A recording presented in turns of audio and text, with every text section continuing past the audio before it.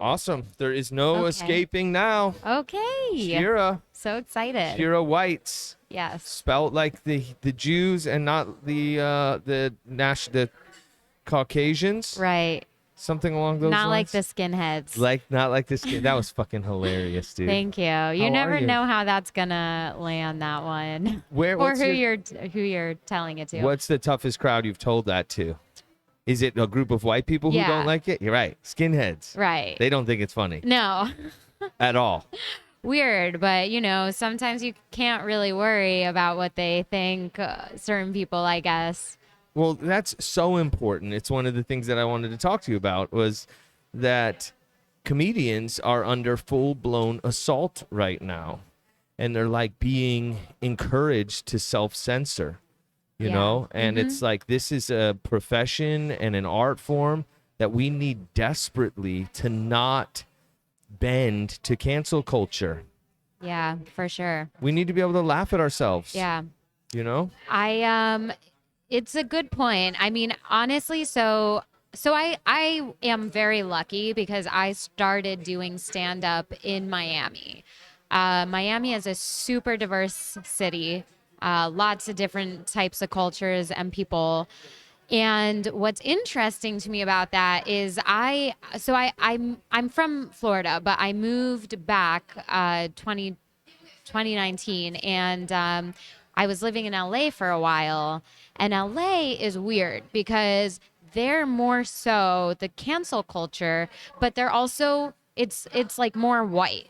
Like the people who are going to shows and stuff like around that, like in the certain neighborhoods, like you don't get a diverse group of people within certain neighborhoods. Right. So what I've actually found is neighborhoods that are more, or cities or whatever, that are more diverse actually have more freedom to like talk about that. When if you're not, it's a little bit, it's weirder, and there's like just a different reaction to jokes that, like, even if it's not offensive, it's just like identifying the fact that there are different types of cultures and people, and right. like that exists. If you are just surrounded by a bunch of white people all day, you get really sensitive about it. But if you're like picking up what people are putting down because that's where you had your morning coffee, like with a bunch of Cubans, and you're in this Melting neighborhood, pot. it's a melting pot, right? Yeah. So you can actually identify, and you're not as easily offended or like up in arms about just simply acknowledging that like people are different. God forbid a section of the population who's been known for oppressing other people for centuries feel uncomfortable Right. when we talk about the differences in cultures. God forbid. Right. Yeah. Well, before we get too far Sure. ahead of ourselves, I usually like to start these conversations with a simple, who are you and what do you do? I've been asking myself that question for so long. Yeah, no, I'm Shira Weitz. I have been doing stand up for just over a year now. I went to school. I'm Florida born and raised. Went to school for acting and script writing, which I like to mention because I do feel like, despite the fact that I've been, doing comedy for just a year, like it does kind of play into my background a little bit. Basically writing, creating, like that's what I'm all about. I learned sort of early on, probably early 20s, that like my niche was sort of comedy because I liked to talk about heavier shit, but like mask it in butterflies and rainbows, So my goal essentially is for people to, really enjoy and laugh at what you're doing and then think about it later because it should hit you eventually. And then, I started doing stand up. I moved back to Florida after living in New York and then LA, moved back to Florida, moved to Miami, actually working as a nanny. And then within like 6 months, I sort of deliberately got fired from my nanny job, got connected to Deliberately? Well, yeah. There was a money discrepancy. I was working for a multi-millionaire, and he thought that his third fish tank, was like more important than having a caretaker for his 4 terrible children. So, Jeez. yeah, so. So what did you do to intentionally? I was gonna say, like, did you hit on the husband or something? No, they were divorced. Definitely only worked for the husband. They I did not see. want the same nanny. Yeah, he wanted me to work over Christmas for 7 days and stay over. I lived like 20 minutes away. He wanted me to sleep there, and I wasn't super excited about that because, again, his kids were kind of assholes. And so I was negotiating the rate, and I was like, if you want to pay me for 12 hours, I will come and do the job for 12 hours and then go home with my cat. And he did not like that response because he's used to people saying yes to him. So, yeah, he said, I really am looking for someone to help out more. And that was the end of that. Work for free. Yeah, work for free is another word for helping. Yeah, it is. Yeah. It is. I know. Friends help, and Yeah. so do slaves. Right. Yeah, fuck that. Yeah. Isn't it interesting, like you're mentioning about the bad kids and this guy being so wealthy and you being a nanny for them? Like, it seems to be like that's the way it works. You know, these people, they become very wealthy, and whether he has generational wealth or whether he became wealthy in his lifetime, Sure. the kids always turn out to be fucking pieces of shit, Yeah. you know? I mean, I've never seen anybody kind of try and teach like entitlement before, but there was, again, it was like, I don't know, it was this sort of the newly divorced ish, and it was almost like a battle to see like who can just give the kids more. And I love kids. Like, I was a nanny in LA, and I loved it because I was on the same page with the parents. The kids were great. They were disciplined. They knew 3 warnings and then timeout. They did not want that timeout. So Right. it usually worked. But this case, there was just no saying no. Right. Yeah. Like, you're not told to reprimand them or that there's Right. any sort of disciplinary action. Right. Do what my kids say. Right. Like, I tried to tell him how important that kind of disciplinary action was. Like, I mean, I got hit. Like, his little kid punched me because I like stood in the way of his Xbox game.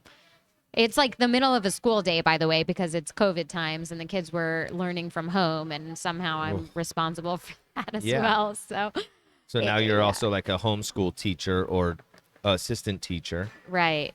I guess we never really even thought about, we're always talking about the poor parents, and it's like, well, what about the poor nannies? Yeah. You know? For the fortunate ones. Yeah. I mean, well, look, I mean, the poor kids, honestly, at the end of the day, well the said. kids are the ones who are going to be messed up in the end. Well said.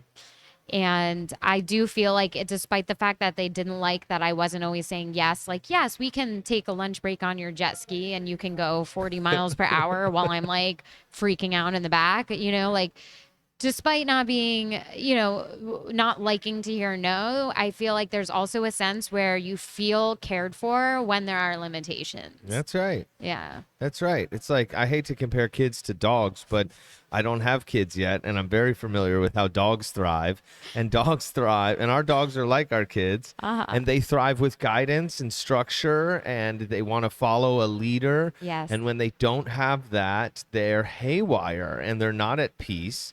And they're constantly pulling on the end of their leash, you know, and I'd imagine that kids would pull on the end of their leash too. Yeah, absolutely. That's what they do. Yeah. I did realize why kids should be on leashes. On a side note, Tell me. my wife and I were at Disney, and I always thought the parents who put their kids on leashes are like fucking moron. Like, who would put their kid on a leash?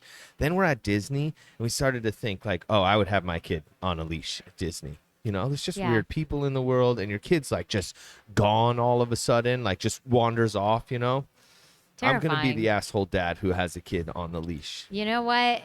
It's like that day and age where, yeah, we're being judged more. But in my perspective, as I get older, I just keep being more and more like understanding of how everybody wants to live. Yeah. Like, put your kid on a goddamn leash. You know, at the end of the day, Yeah. like, whatever's going to make your life easier. Yeah, that's right. Yeah. It's awesome. So you won third place at the Hakuna Comedy Showdown. I did. Cue applause. Thank You you. were fucking hilarious. Thank you. I see that your content was, I don't know if I'm generalizing here, but you were very good at poking fun at yourself, Oh, yeah. right? Yes. And it was hypersexualized, Sure. which I thought was also brilliant in a day and age where women are like overtly sexualized for advertising sales and by men. For a woman to take charge of that and Yeah. make it fun and, you know, slightly taboo, it was fucking brilliant, dude. Thank you. Absolutely. Yeah. I mean, it was a super fun night. I mean, I never know what to expect anytime I get up. Like, audience is different everywhere. Every time your set's going to be different. I Yeah, it's interesting too that you say hypersexualized because I feel like my set is so much talking about like wanting marriage and babies. Okay, great point. And like I said, I didn't want to Yeah. generalize. Right. But that's a very good point. It was balanced, right? And it was like there was a line. I don't want to give your jokes away. You guys have to come see her live. Shira is fucking hilarious. Thank you. So to not give your content away. But you're right. It was very well balanced. Yeah. Now, obviously, you're drawing from your real life there. Yeah, absolutely. And that also does go back to the hypersexualized point. Like I do work as a professional matchmaker. What? Yeah, I do set people up on dates for a living. Really? Yeah. Do you own the business or I you do work not. for a matchmaker? I work for a company. Do you work for the millionaire matchmaker, that lady? No, She's fantastic. That's a game show. Oh, I But see, yeah. I see. No, I work for a real company. I have like 35 clients all around the East Coast. What? Yeah. That's my wife, literally, like, she does it as a pastime. Yeah. Constantly, you know. Yeah. I'm like stressed out from a 14-hour day. We're driving home. I can't Right. think about anything. She says, "Don't you think Margaret would be great with David?" I'm like, "What do you mean? You don't even know these people." She's like, "I just can see it, you know." And this is a regular thing that we talk about. Yeah. So she's gonna love to hear that. And that's funny because that's what I try and tell my clients that I'm like. Like, I'm not like an app. I'm more like your friend who Yes. every once in a while somebody will come into my network who I can say, oh my gosh, this person might be right for so and so, you know? So, I mean, I do say that to cover my own ass sometimes because it's like it might take a month or two before I get somebody set up on a date, but Right. it's like you can't, the right person, if that's what you believe in, or a right person, as Dan Savage says, doesn't just come along into your network every day. You have to be patient. Yeah. Now, is it like how, like a psychologist helps other people with their problems, but is so fucked up? Is this a conundrum that you face where you're constantly finding people love, but in your own life, you're like, what the fuck is going on? Yeah, 100%. Yeah. Okay. Yeah. Do you credit that to because you're spending so much time focusing on other people's love that maybe you're... I think that it's not a coincidence, like, that I'm in the position that I'm in now. I mean, I wouldn't say it's because I focus on other people's love that I can't, I don't have the time. Like, I'm a single person. Like, Yeah. I was just talking about this earlier. Like, I'm somebody who I don't jump from relationship to relationship. I never have. I always take years, typically not by choice, just in between relationships. I meet people, I date people. Something happens, I go on to the next Yeah. and repeat, So, and it's part of the reason I think why, and going back to, what we were talking about with the set and talking about sex and stuff like that, like, it's not a coincidence. Sorry, we have a kennel downstairs. We have what you can't hear in the headphones right now is sound gates and noise cancellation. So in the final recording, a lot of that stuff you won't even really be able to hear, believe it or not. But it can be a little sounds really distracting clean to in here. us. Yeah, So sorry it's about okay. that. It's okay. I also just worked production, so I know all about Okay, it. cool. But, I'm fascinated by that whole topic. Like, I started writing comedy sketches, I write pilots, things like that. And I started realizing at a certain point that a lot of my content was based around relationships. My first web series that I did was about, a girl dating in Brooklyn, just like couldn't find love because of her insecurities kept getting in the way. And then I just kept going from there and there. And I realized after a while that was like my area of interest, relationships, dating, sex, as it comes from like a woman's perspective. So I had a blog. I wrote for the blog for, maybe a year, maybe older. I traveled around, have some bum little experiences in Italy on there. No shit. Yeah, like ridiculous stuff. But hiring a hooker in Amsterdam, things like that. What? Yeah. Am I allowed to ask whether it was a male or a female hooker? It was a female. Gangster. Yeah. That's So, awesome. yeah. So Strictly for research, right? Research purposes only. strictly for my blog. own research, not for the blog. No, for my own like needing to kind of explore and figure shit out for myself. And Yes. I mean, I am bisexual. I say it in my set. I'm bisexual, struggling with internalized homophobia.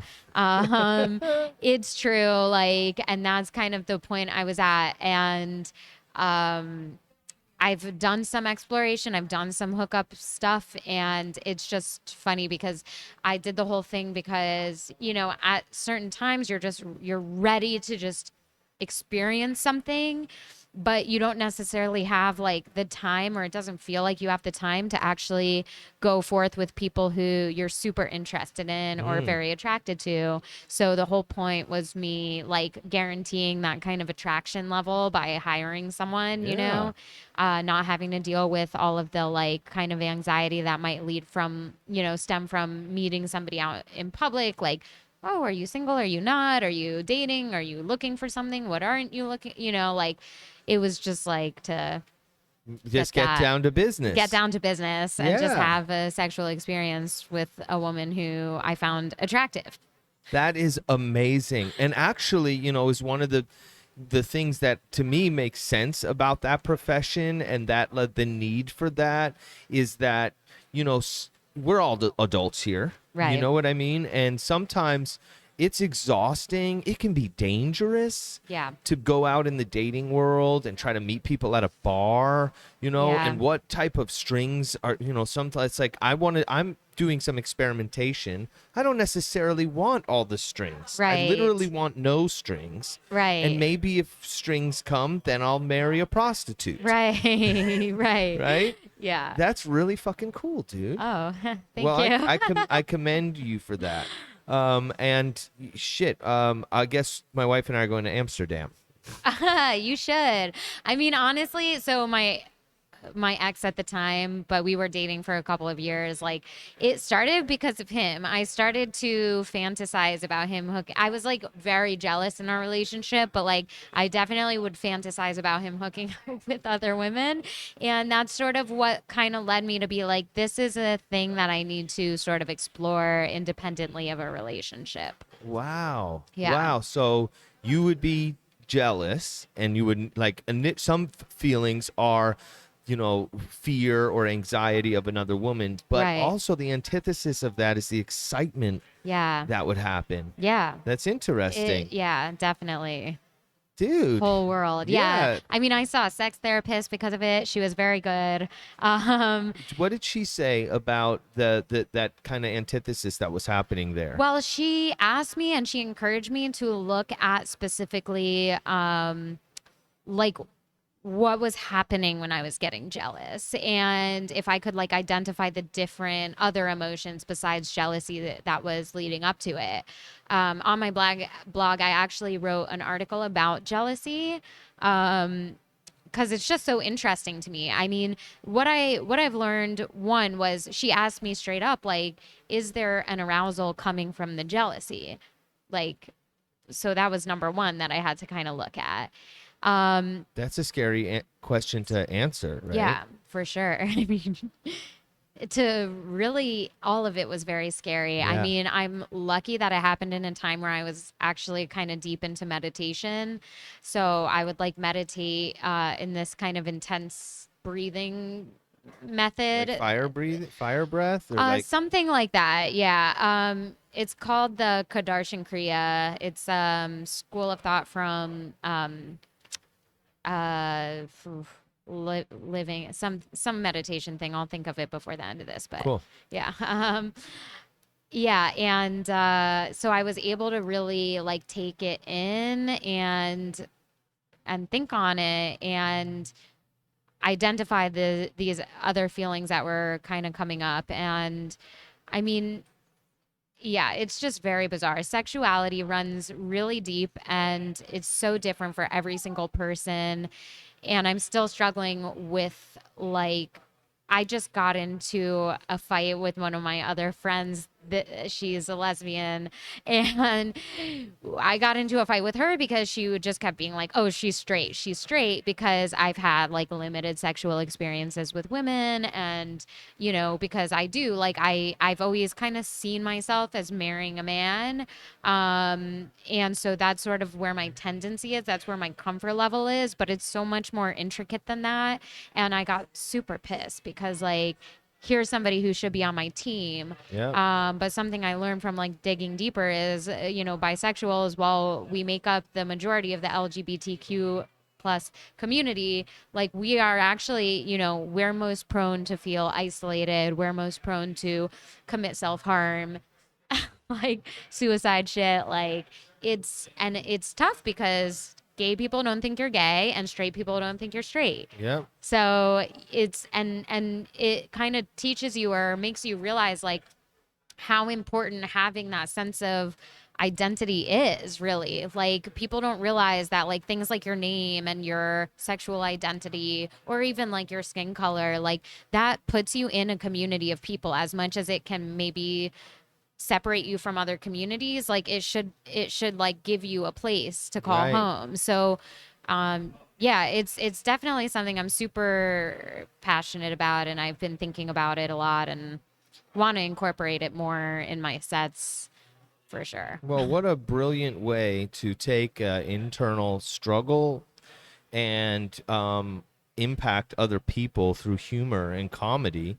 Yeah, it was fucking awesome, dude. Yeah. Some people just write jokes, right? Right. Then some people are able to articulate real life things Yeah. in a way that's relatable and hilarious. Yeah. And that's knowing you now, getting to know you. That's what you were doing there. That was all part of your content of your set. It's I'm fucking hoping. fantastic. Yeah.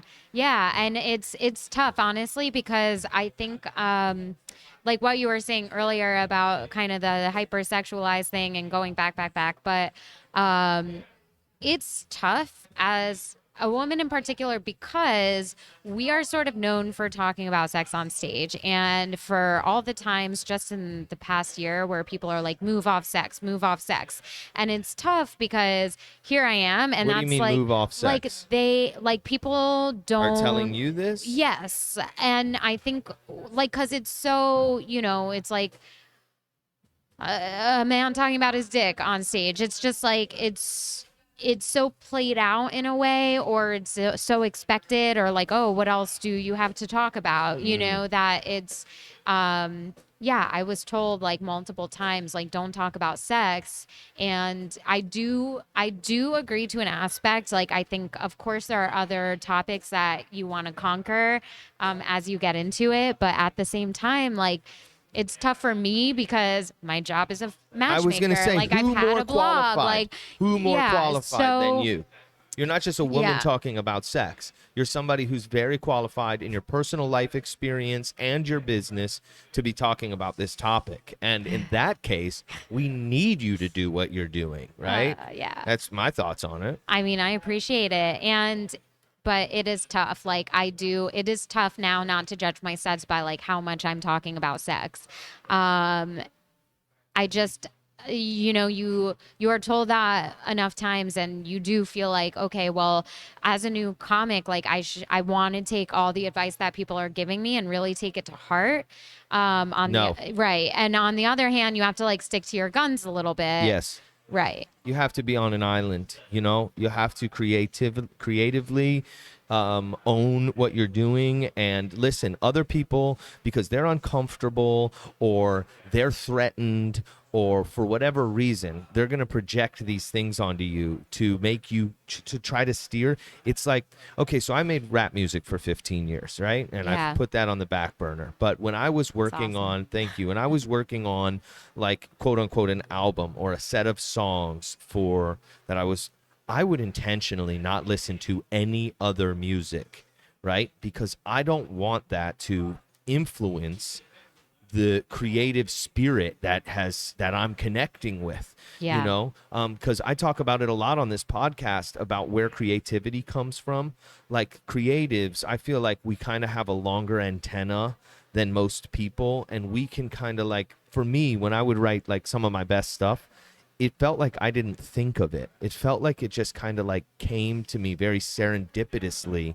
And the best songs I did happen in like 30 minutes and it just Yeah. like flowed, right? So for somebody to fucking try to put their hand between your antenna and whatever fucking, universal source you're getting from, it's like, Right. fuck off, dude. Right. This is where I'm at right now in my career and for myself. And I think you should, not listen to other people. Yeah. I mean, look, I do agree. I think it's a lot. I mean, I always like to be given the information and then I can kind of take from it what I will, but I'm like you, I think, in writing style, where it's like I'm not really used to sitting down and being like, "Oh, I need to get these pages out," but it's like things just kind of pop up at a certain time and I'm ready to like tackle them. Yeah. So yeah, I get that. I get that style of writing. It's tough. I mean, because it can be draining, and I get that. It can be draining because you You don't mean want for to. us to listen to you talk about sex?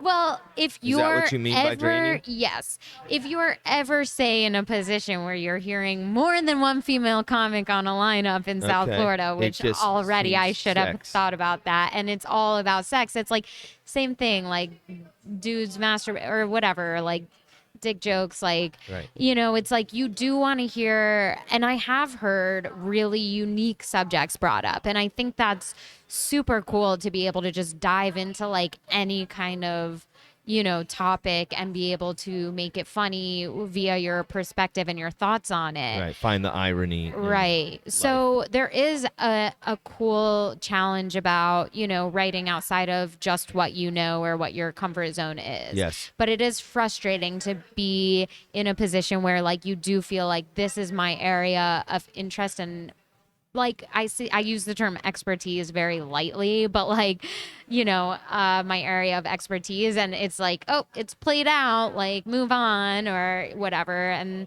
of course, like typically, it's not.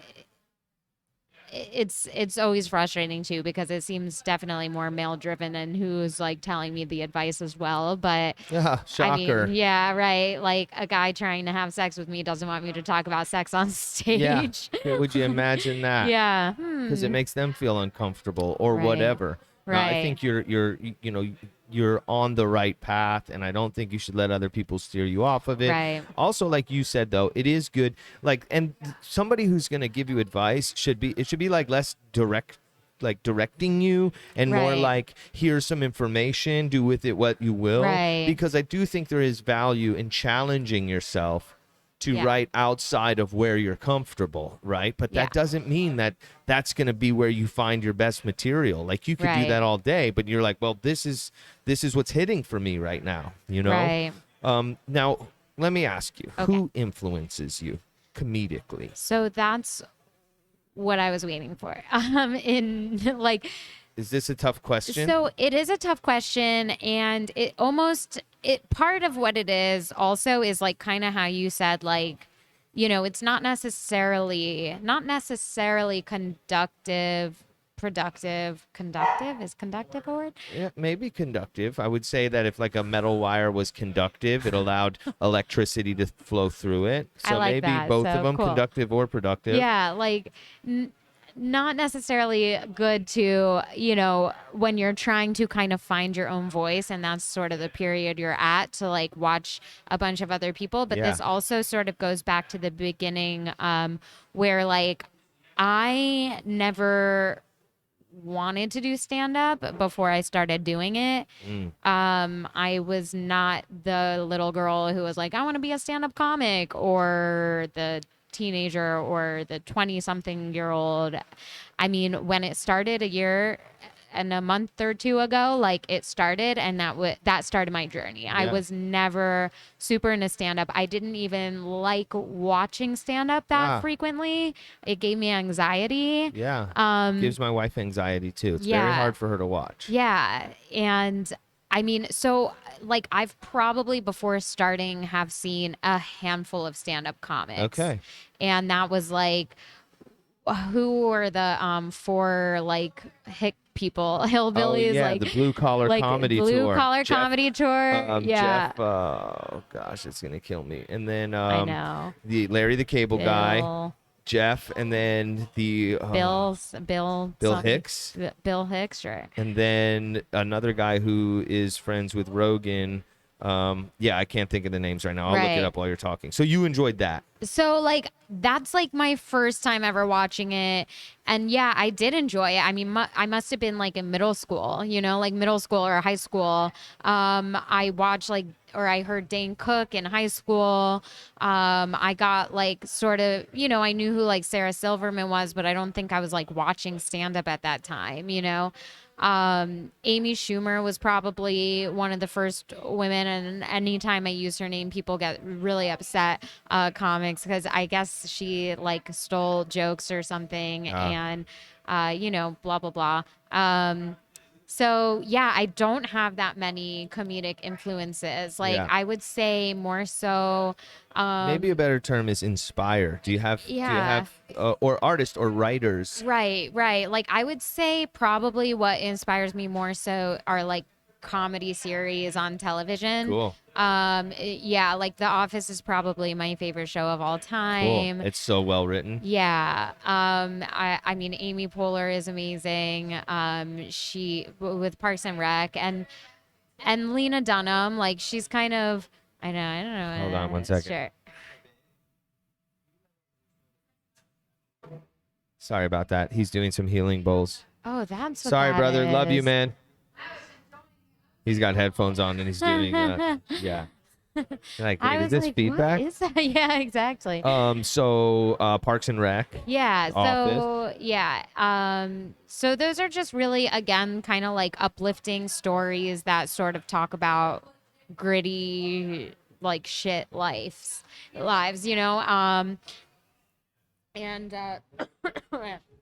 yeah. I think like yeah, Lena Dunham. I mean, I had sort of an interesting time period where I was like, again, like when I made the web series, it was 2012. Web series were very newly a thing, Yeah. What was it called? It was called Brunch on Sundays. Dope. Is that Yeah. still available online? It is. It's All right, we'll share links in the description below. Okay, perfect. Yeah. So yeah, Brunch on Sundays, it was my first thing that I ever produced, and I had written it, 5 minute episodes. And that was right there with like Broad City, when Broad City was a web series before it became a show, and High Maintenance, similar kind of story. High Maintenance was a web series before it became a show.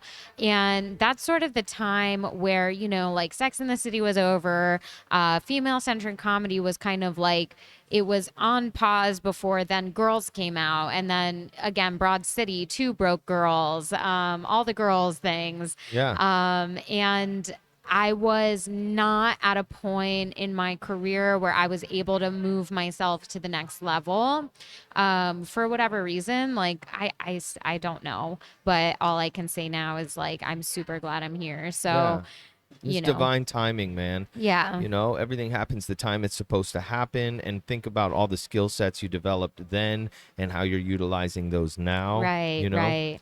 Invaluable. So I have no regrets at all. But yeah, so these were, these were the times, and it was tough. It was tough. Like, I wrote a pilot sexpert, and then like literally it took me probably a year and a half to write, and then sex education came out, and it's very different, but like I still cried watching the pilot episode because Yeah. it just feels like you have the thing and you're like, this is the thing, and then for whatever reason it gets derailed, or you're just not there. I wasn't there. I didn't have the connections or the ability to take it to the next level. So that's part of why I got to a point where like I was in LA again, and I was auditioning for like acting things, and I got acting roles here and there, and I was super excited. But part of the reason why I didn't watch comedy going back, like anxiety, right?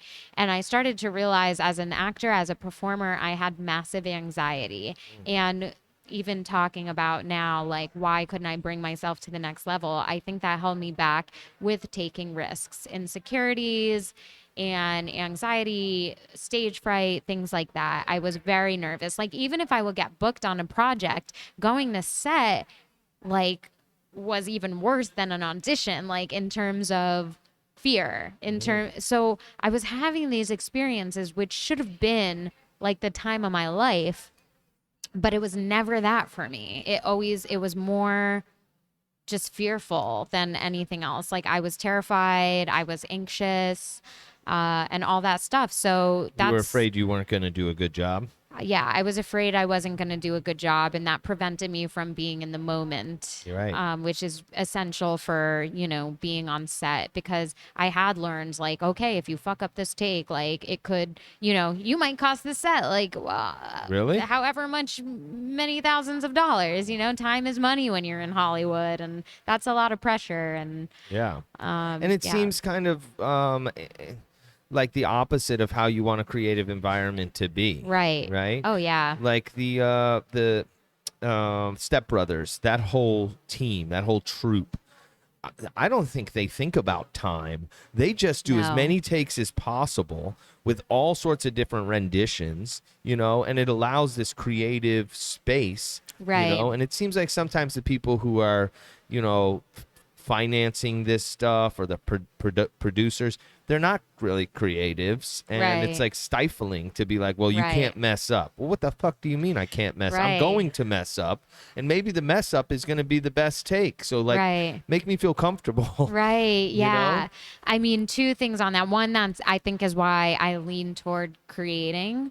And because when I was producing the web series and it was like my own set, I didn't have that same kind of pressure. So it just went to show, like, when I'm actually at ease, that's when I can actually produce, and make the most of a scenario without being super in my head, as opposed to working, say you have a day shoot with, Will Ferrell, like, you're gonna be really worried that you're gonna ruin a take that Will Ferrell got right, and Right. that's gonna be terrifying, So, I mean, as much as you would love to work, but it is tough, But yeah, that's why I liked creating my own stuff, ultimately. And I did have another point, but I don't remember what it was No now. problem. Are you is there more stuff on the horizon with like producing web series and writing pilots and whatnot? Because now that I Yeah. know this about you and seeing you on stage, like, I want to see more. Like, I'm stoked, Yeah, I mean, I would definitely. So one of the things that I love about stand up is that you can just do it. Yes. Okay? You can just go show up and do it, and you're practicing Right. and you're performing, and I love that aspect about it. But so I did kind of just lean into that, but more recently, I had a pilot in a UCLA competition, and it placed. It was third of the top 3. It was very exciting. I'm used to not placing in contests like that. So I was very, That's very huge. thrilled. Yeah. And it's all like Miami based, about a hooker. And I am working with a small team, but a team who really, really believes in it. So, you know, if I'm doing a project that's outside of stand up next, it's trying to get this one off the ground. Yeah. When you said it placed in UCLA, in what media and format? In writing or in a filmed pilot? In a script. Oh, in a Yeah, script. TV script. Right. Yeah. Dude, that's incredible. Yeah, it was really amazing. How did you end up in writing pilots and doing and producing web series? Did it kind of come off of the blog? Were you around people who were doing this? I was really lucky. So I went to college for acting. I was kind of like a fuck up student, and then like I almost flunked out of high school and didn't want to finish. And luckily my parents were like, "Listen, you can pass with D's, and then there are a couple colleges that like you can audition, and they don't really care about your GPA." So I was like, all right, fine. I'll stop drinking for like 2 seconds. And I auditioned, I got in, and I was really lucky. I think I was in one of the first script writing classes that they offered there, you know, because you got to do it all these days. And this was back in 2006 or 2007. Wow. So it was all very new to create your own content. But they started a script writing class while I was there. I was enrolled. I was like, hell yeah, because writing had always been one of my favorite subjects and things to do. In school, like creative writing. Yeah. Yeah. Poetry, lyrics, things like that. So yeah, I became part of that. I learned kind of format, and I mean, obviously like first scripts suck. But I helped through it. You know, I had a whole feature film like outlined. I actually wrote a comedy musical feature film called well, it was called Fucking for Jesus, but I think now it would be called Getting in Bed with Jesus. So That sounds fucking awesome. yeah, like all these ideas, you know, and again, like, yeah, I had been writing and writing, kind of lean toward comedy, just when I felt it pulling in that direction. And then the web series was the first one I produced, and I've kept producing. I when I moved to LA, I made a second season with a totally different team. I worked with a group called Night Pants, which is a digital sketch collective, kind of like born from UCB. It was What's UCB? Upright Citizens Brigade. Okay. And we would meet there. We would have like 20 people all sitting around a table reading sketch comedy. Everybody gave feedback. We would green light scripts or, you know, give them revisions. So I started working with them. I made probably like a handful of sketches. I directed my first project there, which was a gang fight between like 16 women, called Paint Night. Very cool. Yeah, and just had so much experience like creating and collaborating, and that was all very cool. So yeah, definitely have a bunch of content out there. It's just random, and again, like as you know, get older and you move on and you continue to grow, it does get hard to like want to promote the old stuff, because you're like, wait, if I made that now, I would have known this and this. But they were all very, very meaningful, and yeah. Well, you know, I gotta say, I feel like I'm sitting across from somebody who's going to be a massive star and a massive success. That's very kind. Thank you. I'm serious. Like, you're talking about, like, these are all of the stepping stones and all of the natural progression to having a huge career. It is very rare that, you know, I don't want to ask your age, but you seem very young. So imagine. I'm 33. So imagine, oh, you're like my wife. You have very good genes. You don't look over 18. There you go. So what are the odds of, in, you know, 2 2012 that you would have gotten massive success, right? You have to Right. do all of those things. And I think these are all just steps towards a huge, huge career, dude. Thank you. I mean, it's something that I struggle with now because I do expect a lot from myself, and yeah, I just like kind of going back to the beginning of comedy because it's very important to me. Like I did that not really wanting to. I got involved in a class because I was recommended to network with people. I was new to Miami. I wanted to find creative people to possibly collaborate with and maybe like bring my musical about, my feature film musical or make short films or whatever. I wound up getting in with the Villain Theater. They said, take a class if you want to hang. I was like, all right. So I took a stand up class, and I didn't even know that at the end of a stand up class, you were going to have to perform stand up comedy, which again was literally like a nightmare. It was never my Because of this dream. anxiety and this Yes, stage fright. never my dream, always my worst nightmare. So I was I was like shitting bricks for a week before the performance for sure. I mean, I didn't know I would if I would make it. But I did and I got through it and it wasn't even like, "Oh my god, this is so electric. I fell in love right away." It was like, "Wow, this is one of the hardest things that I've ever done." And and it made me look back on a lot of experiences or opportunities that I've had that I felt like maybe if I didn't have that fear, if I didn't care so much about what people thought of me or about falling in front of somebody or something like that. And because you told me I can go in different directions, I'm going to kind of. Yeah, When I please. was in LA, I worked with this incredible director, Sarah Newton. And she is so gung ho about everything and just has one of the most unique stories to her past ever. And she helped me a lot in creating my content and just in as a person and as a human. And I always admired her ability to just say yes to things that she wasn't sure if she could do and just rise to the occasion or fall and fail. And this is like a very literal example, but we climbed this mountain one day, like a group of us who were all like making stuff together.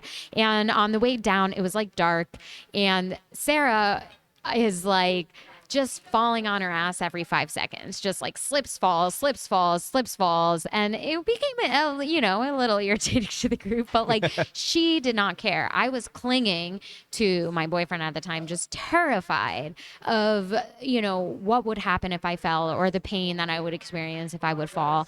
And just like, I did not want to fall. And that sort of just is indicative of my character. I think everybody has it to a degree, but I hate looking stupid. I'm terrified of looking stupid. That's my worst nightmare. Like after there was a point where I thought in doing comedy, like one of my calming thoughts was like, imagine you're about to jump out of a plane, because I've gone skydiving before and it is terrifying, but in a degree, like that's less scary to me to jump out of a plane and potentially fall to your death than to bomb or have a group of people not like you, Right. which is ridiculous, obviously. Well, I guess in polls, it's one of people's biggest fear Yeah. is public speaking. Right. Like it's like death and then public speaking. Right. And I think it led me to face, and honestly moving back from LA, kind of saying I can't really act anymore because this isn't as enjoyable because of the insecurity and my fear of failure. So I gave all that up. I came back. I got into writing. That's when I launched the blog, and then the stand-up thing just kind of fell into my lap. I started doing it, and then I thought like, yeah, this is the thing that I feel like if I can stop, but I'm not going to stop until I'm 100% comfortable on stage. And I just put myself through the ringer 100%. Like I was performing, 5 to 7 to like 8 nights a week, Wow. just to get up and get up and get up. And I did. I had anxiety. I will say I went on antidepressants and anti-anxiety medication, which was interesting in general. It is interesting in general because it does make me wonder and think about, that I had finally gotten to a point in my life where I felt like I could do that and it can benefit me because it has. It very much has It changed. has. It has. Yeah. Well, good for you. Thank you. That's fantastic. Yeah, I mean, but continuing with this journey, and I didn't know if I'd be able to continue stand up without it because I was like losing my car like on a regular basis, like getting home from shows. I live in South Beach, like having no clue where I would park because it was just like same thing every night. But like, 2 in the morning, you get home, you have to circle the block for like 20 minutes to find parking. Like I would lose my car. I'd walk around South Beach 20 minutes before a show, Like, just where like did I park last night? yeah, just like trying to hit the button that was going to make my car flash and make the noise. And I would have panic attacks. Like I couldn't eat. I would be with my family and just like talking about going to a show in a week. If we brought it up, I would like have to leave the table to start crying. Like it was very challenging. Crippling. Yeah, very crippling. But I'm through the other side of that now, and that's why I think it's important to talk about, because I do feel like I've come out not a different person but a stronger person, and like I'm much more confident in general in everyday life stuff, and that makes me really happy, and that's part of the reason why I love stand up more so than, not even more so than just telling to get jokes, but that's also awesome. But the fact that I had to overcome these challenges that I feel like held me back a lot in my past in order to be able to do what I'm doing. It seems like you've definitely overcome it. I mean, the fact that you've been doing stand up for only a year, now knowing that you're doing so many sets, it shows like your comfort level. It felt very conversational. It Yeah. felt very like comfortable, and you made everybody in the room feel more comfortable. Yeah, You you know, have to. Yeah. yeah, kudos to you for overcoming it, and also Thank you. kudos to you for the bravery of, going to seek, like, what are some tools that I can use, right? Because mental health is like such a taboo subject, and people are like, I don't want to medicate myself. I don't need medication. And then there's also the fear, is medication gonna stifle my creativity, right? But you've seemed to have like done a great job with all of it. Thank you. Yeah, I mean, it's weird to look back. Like it really is. It's weird to look back and think of just little things along the way. Like when I had a friend who like recommended or just would like openly in front of me be like, I think if people need to take medication, they should take medication, Right. like hint, hint. And then like, again, I wrote an article for my blog and like sent it to, my sister, and having my family and stuff reach out and be like, damn, we're like kind of worried, like that was like what I thought was like a fun love story or something that was like Really? super, yeah, yeah, for sure. And so little things that would happen here and there. I mean, even from middle school, like I think I was like a cutter in middle school, like Wow. I did that. I didn't stop until I was, older, like never life threatening or anything, but just like wanting to kind of this need to see the internal pain that I felt externalized. Yeah. And, to think like, where I'm at right now, and just wonder like how, again, no regrets. No Yeah. regrets at all. it But all it all creates this amazing person that you've become. Very talented, seem very confident. stat. I'm serious. Well, it's important to me. It's like give people their roses when and it's like, you deserve the roses, dude. You've put in the work, you showed up. And the fear of failure thing for me, one of the reasons I've talked about this on the podcast a lot, my wife and I owned a gym before this. We opened a boutique fitness facility in 2019. Wow. That we planned on like becoming like a national franchise. I have these delusions of grandeur. And at our 1 year anniversary, we had 130 monthly members. We had multiple people interested in franchising the model. And then Wow. 4 days later, forced government shutdown for COVID. Ugh, Right. yeah. And then we opened 3 months later, and now we just have 30 members. And the news is telling people the gym's the most dangerous place they can go to. Yeah. So we had to close that business. And the fear of failure for me, I use that as like absolutely fucking not, you know? And my Yeah. wife's the same way. She goes, we could always open a Hakuna Makava, which is what we call the little kava bar in our house that I made Okay. for her while she was out of Oh town my one day, like 2 gosh. years earlier.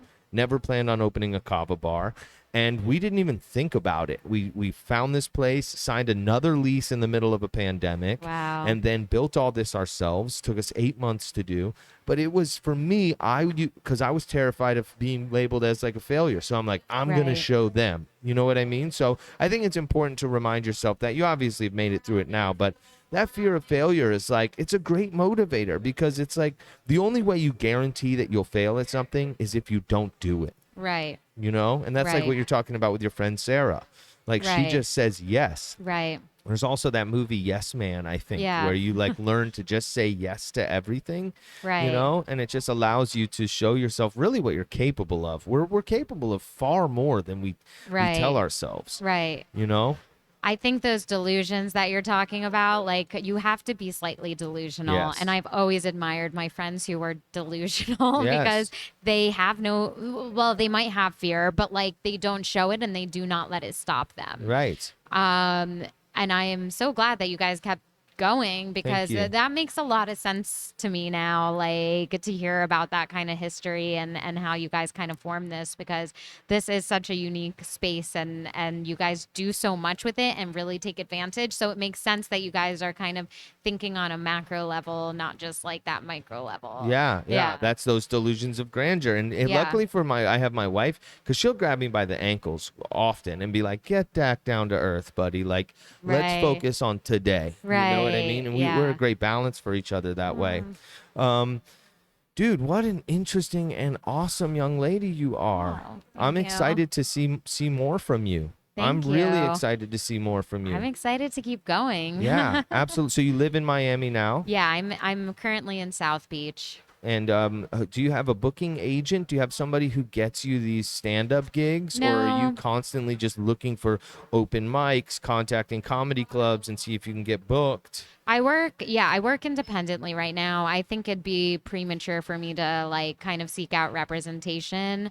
I mean, a year into comedy is very baby, even though I have the background and stuff like that. But I have so much more to learn. I mean, even now I'm trying to remind myself those lessons I learned the first like 3 months, which is be patient with yourself. You cannot be a perfectionist in this field. Right.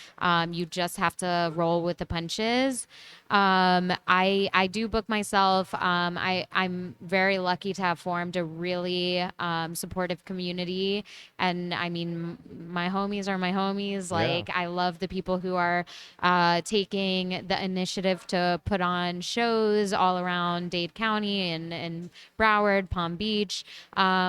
And again, just like you form a community wherever you go. I had shows in New York that like went so well because people gave me the benefit of the doubt, and then experiencing like new places, new perspectives always helps you grow. I'm going to be in Nashville this weekend. And again, just somebody who I happen to be working with recently, like not even 2 weeks ago, we were just on one of Danny Fallon's shows.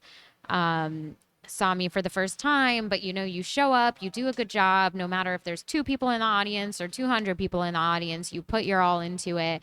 And so, he's trying to connect me and has connected me to venues. But it's a grind. I'm definitely not at the point yet where I have people sort of doing this stuff on my behalf. And that's okay. Yeah. I'm not worried about it. I would Yeah. say. Well, it's working for you. And, Thank you you. know, when you talk about the community, like, you know, shout out Corey Cognac. Corey is the Yeah. one who booked you for the show or got Right. you on the show. And Corey's producing comedy shows all over Palm Beach County. I think he does some Broward County, some Dade County. Right. And we put together the Comedy Showdown because we are so passionate about the arts. And we wanted to create a space where comedians could come work out their material Right. and get some feedback from the crowd. Right. And we often see that in open mic formats, a lot of times the crowd is looking the other way or Right. having conversations amongst themselves, and the comedian who is putting everything on the line is just standing in the corner telling jokes. So we did the voting because we wanted to make sure that the crowd was engaged, you Right. know, and we've been so fortunate that that was our 6th month. We've had over 50 comedians come through the door. We've given over $1,000 in cash prizes Wow. away. And what we've really learned that the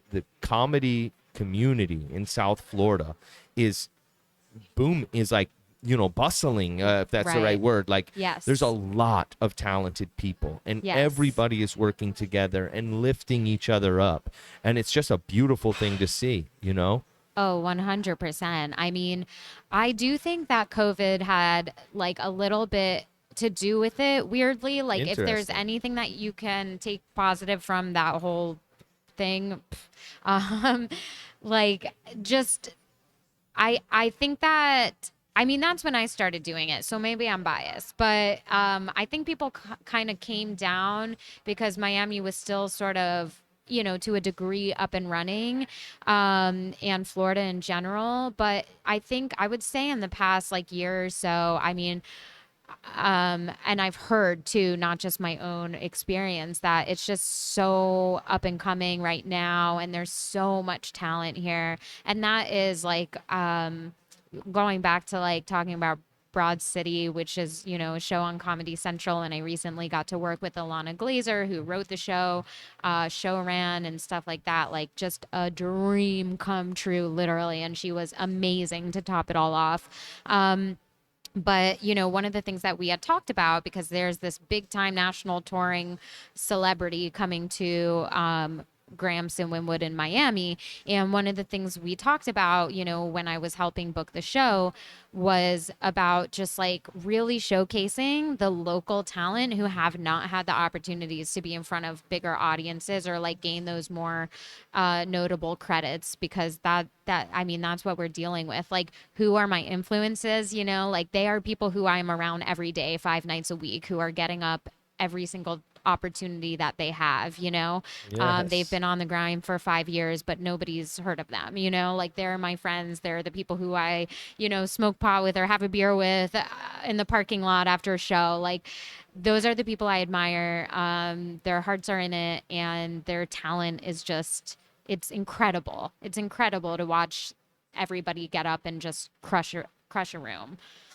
It's a beautiful scene. I think that's very gracious of you to say, and so important. You know, what a cherry on the ice cream there to say my influences are my homies. Yeah. You know, it's beautiful, dude. Beautiful. Oh. Okay, well, I appreciate you sitting down and chatting with me today. Yeah, thank you so much for having me. It's been, the pleasure has been all mine. You know, a lot of times when I sit down with people who I don't really know well, I get nervous because I'm like, what are we going to talk about? I hope I'm able to keep the conversation going. And Right. every single time I get an opportunity to learn something about somebody I just met, it just blows me away. Like, you know, your accolades up to this point, all the work you've put in, it's just highly commendable. And I am a fan, and am going to Yay. be watching, you know, helplessly, if that's not the right term, to see what you do next. Okay. You know? Well, I'm excited. Thank you so much again. I'm really excited that this worked out. It Yeah. was just like 4 days ago. that we met. Perfect. It's So, perfect. yeah, I'm glad that the timing lined up. Well, let's continue this conversation in a couple months. Love Let us that. know what you're up to and kind of give us some commentary on the comedy scene and the world. There's a lot of interesting things that are going on in the world right now that we didn't get to yeah. touch on. And I'd love to get your opinions on all sorts of things in the future. Okay, sounds great. Cool. Social media, where should people find you? Okay, currently my social media is Shira is lonely. Fitting. When you told me that I deserved a rose, I was really hoping we were turning into The Bachelor or Bachelorette. Like, I'm ready. Shira, Shira, Yes. is lonely Yes. on Instagram. Best way to find you. Best way, yeah. Cool. And then we're going to I'll have you send me the links to Brunch on past work and Sundays, stuff yeah.